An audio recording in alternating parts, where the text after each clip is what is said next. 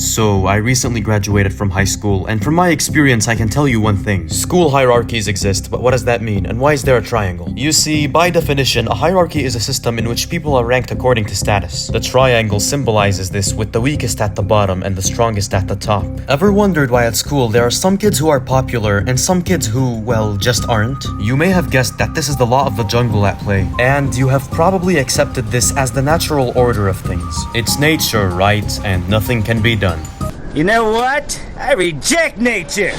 There are reasons to why this happens, and there are certain things you can do, certain paths you can take that will lead you to a better school life physically, mentally, and socially. Without any further ado, here are the 3 types that dominate the school hierarchy. Type 1, the athlete. Type 2, the merchant. And Type 3, the joker. Starting off with Type 1, the athlete. This is the type with the most raw power, and for that reason, that's the type I chose to become, as you can see here. On top of the raw physical ability the athlete has, they also possess a 20% popularity boost. These statistics are not confirmed. Also, it's easy for the athlete to make friends, especially with other athletes. The athlete is not dependent on social validation. It is all beneath him. He maintains his place at the top through his own power. As a result, he doesn't have to become friends with people he doesn't like. As for weaknesses, the athlete doesn't really have any. But in order to become an athlete, you must work very hard.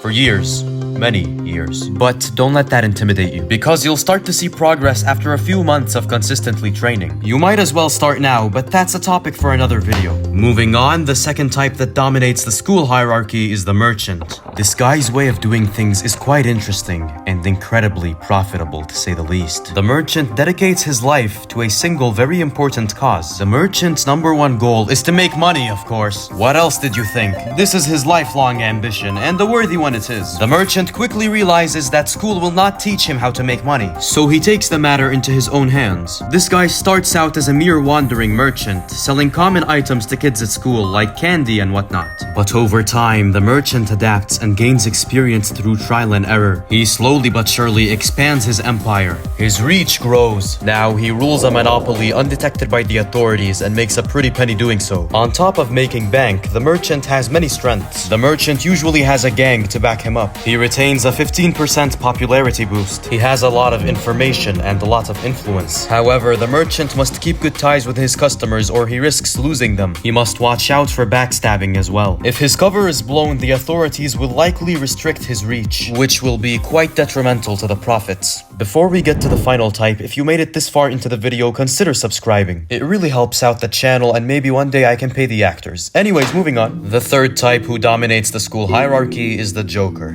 The joker is exactly what he sounds like. He's the kid who makes everyone laugh. The natural-born people's person. I knew a guy like that. The guy moved to my school in 10th grade, which would normally put him at a disadvantage as the new kid. And yet, because of his ability to entertain others, he quickly rose through the hierarchy. The joker has the potential to rocket up the hierarchy faster than anyone else. He possesses a crazy amount of influence. I'd like to mention that the joker I knew was also Egyptian.